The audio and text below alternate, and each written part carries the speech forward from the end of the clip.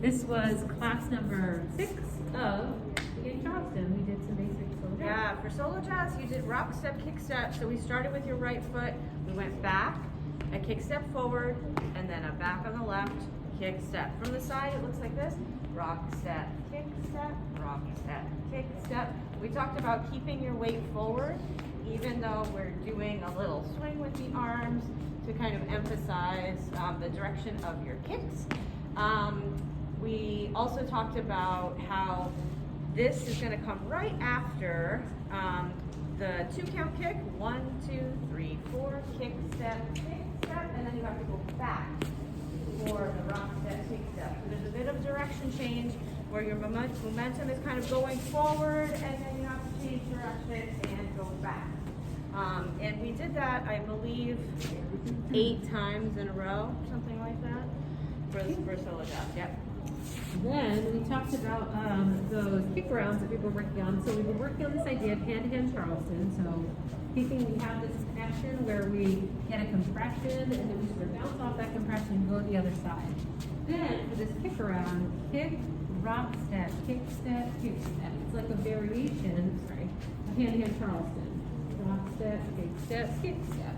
So a couple things we talked about. One was making sure the hand is nice and low. So avoiding this and instead having that connection be nice and low. We talked about the compression that we need to make this happen. So if we meet in the middle, we have this compression once we're kicking. The compression can only happen if both of us have a solid frame that is actually, oh, you're fine. Just shutting the door first.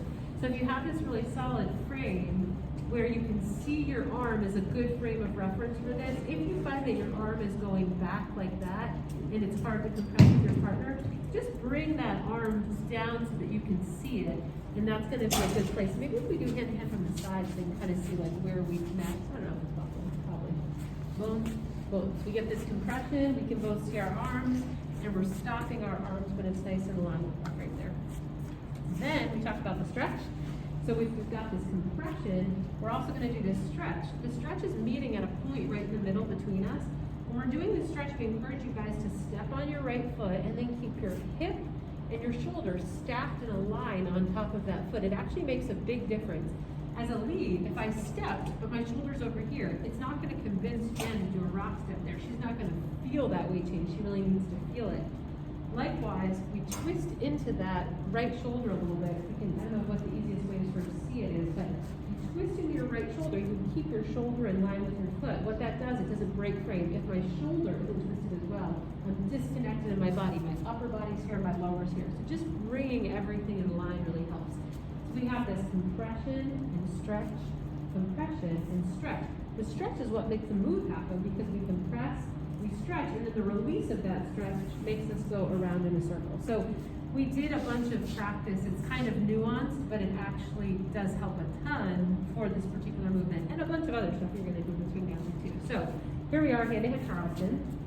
We do this compress, stretch, kick, step, compress, stretch, kick, step. We also talked about follows. If you find yourself doing compression and stretch where you actually kick and kind of do the funny follow thing, boom, where they're kicking. See how Jen's kicking away there? She's disconnected in her body. Her lower half is going one way and her upper half is going the other way. Happens to a ton of follows. The way to correct that follow is just make sure your frame stays solid so your arm doesn't collapse and your whole body stays in line, just like we talked about, shoulder over hip over foot. If Jen does that, whenever we do this, when I ask her to take a rock step, she's just going to put that foot down rather than try to kick the other way.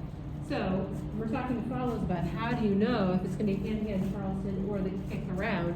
Hand-to-hand Charleston, just a brief connection, open hand to kick around. I'm going to hold on and ask Jen to take that rock step. Boom, back to hand-to-hand Charleston. We're doing that open connection. It should be pretty clear. It just takes a bit of practice. Yep. And then, maybe just getting back into side by side. Let's do that from here so if we're doing hand-to-hand Charleston, boom. A lot of leads kind of forgot here. Kick, rock step, 5, 6, 7, 8. We're just using that rock step to move towards our partner. We're going to pick up the 5, 6, 7, 8, and back to our big step. That's the idea there. Is that everything? I think so. You guys did a good job. Right on.